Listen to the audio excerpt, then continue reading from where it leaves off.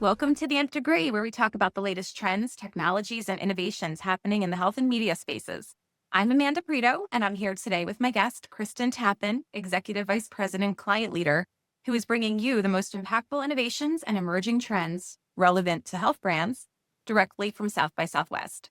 Kristen's going to reveal what's next on the horizon, so let's get started. Hi, Kristen. It's great to have you on the Nth Degree for the first time. Yeah. Hi, thanks for having me. I'm really excited to be here.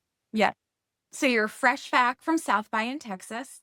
And South by, as we know, is a very well-known, very popular event, but has not always been on the radar for pharmaceutical and healthcare brands, but it is now. And I think year by year, we learn more and we take away more for pharma from that event.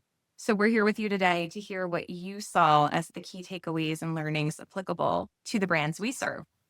Yeah. I feel like there was a lot. It was a big breadth of content, but I would say there's like a couple smaller trends, but the things that I found the most exciting were really ton about agentic AI. AI in general. I don't know if this is a true stat, but someone had told me there were 82 sessions on AI, but I would say it was probably hundreds because every session it came up, even if that wasn't the topic. Then longevity, which I thought was particularly impactful in the healthcare space specifically. And then there was what I almost thought was the most interesting one is this like rise of almost a counterculture where people want to get together in real life, right? So like this move almost away from digital screens that have been so prevalent, probably at this conference, to almost see like, well, what's that shift to go back to malls and in-person connection and what that means for social media. And so that was, I thought, just really interesting. I think that is so interesting. I'd love to hear more about all of this. I feel like you can't, use the acronym South by Southwest without also using the acronym AI. More to come for our audience on all of this information in a POV and a trend report that we'll be putting out in the coming weeks. But why don't we double down, Kristen, on the trend you saw and learned about being more face to face, being more in person? I'm in particular interested to hear more about that one. Yeah. It was really interesting because we have all been online for and now the majority of my life I've been online. I do remember dial up, but right, people entering the workforce now don't. And so that was it just interesting to see how, especially in younger audiences, people are starting to recognize that there is a downside to the screen time and people are looking to take a step back from that. And it can translate to people seeking, like, larger experiences in real life, almost, like, over the top. We see it in retail, we see it in the travel industry where people wanna go bigger and bigger to sort of feel this aliveness, but we also could see it as just truly disconnecting, and so for brands, there's this conversation happening around, like, is this a moment where if we don't capitalize on building the connection now, we're going to lose the opportunity to do so because people are going to pull away.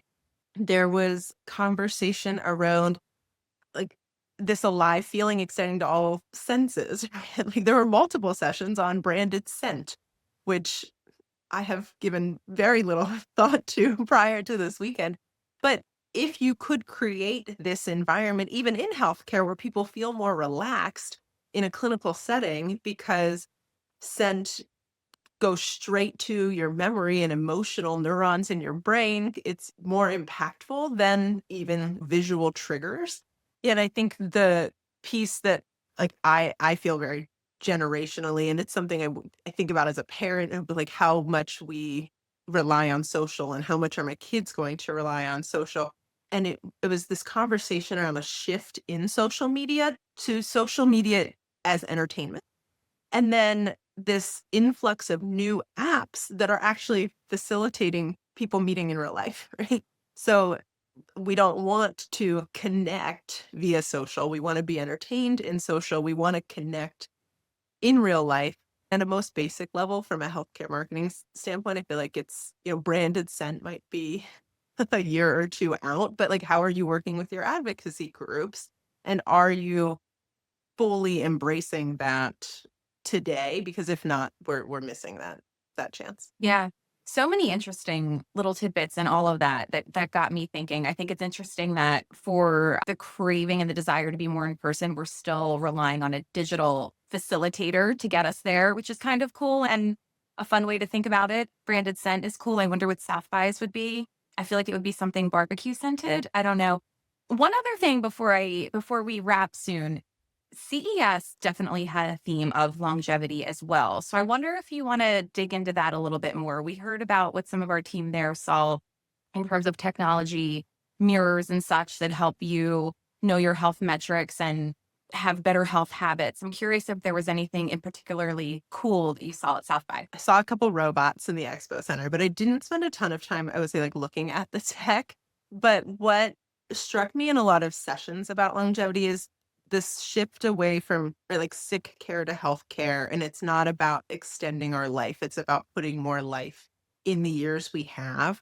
One of the really interesting like takes one of the speakers had on it was that they said we're in a post demo era, right? And when you look at like they were calling the silvers, right? And how they're showing up, and that your like age and stage aren't necessarily defining you and your interests the way that we think of that as being really defining in the past. But I think it really there should be a shift in marketing away from targeting age ranges and targeting a demographic where we're really trying to seek a mindset. And there's more caregivers than there were before. That's a demographic that's gonna keep growing. This is the first time in the history of probably the world that there's 6 generations in the workforce at once, and so this perspective of how do we take a broader view of who our audience is and who is making decisions, who's making health decisions, who has buying power. I saw that moms are the biggest growth of roommates. I think like the biggest growing segment of roommates is moms, and almost returning to like multi-generational living. And how does that impact how we interact and who is a co-decision maker and maybe they weren't in the past. And so I feel like that's going to be so powerful for our brands in terms of how we reach care partners. And it's such a great moment for us to have more impact than we would have in the past because we can say this is relevant for a lot more people. And they're really leaned into health. Like people are leaned into health more than ever. AI has kind of democratized the information. We have access to it. It's easier for us to understand with these tools. So it's a great time to be a pharma marketer. I love that. Thank you for all of these incredible, not only trends and takeaways, but your insights and your perspectives around them, Kristen. It was so great to have you. Welcome back again from South by Southwest. And thank you all for joining us on the Nth Degree. Remember to like and subscribe. We'll see you next time.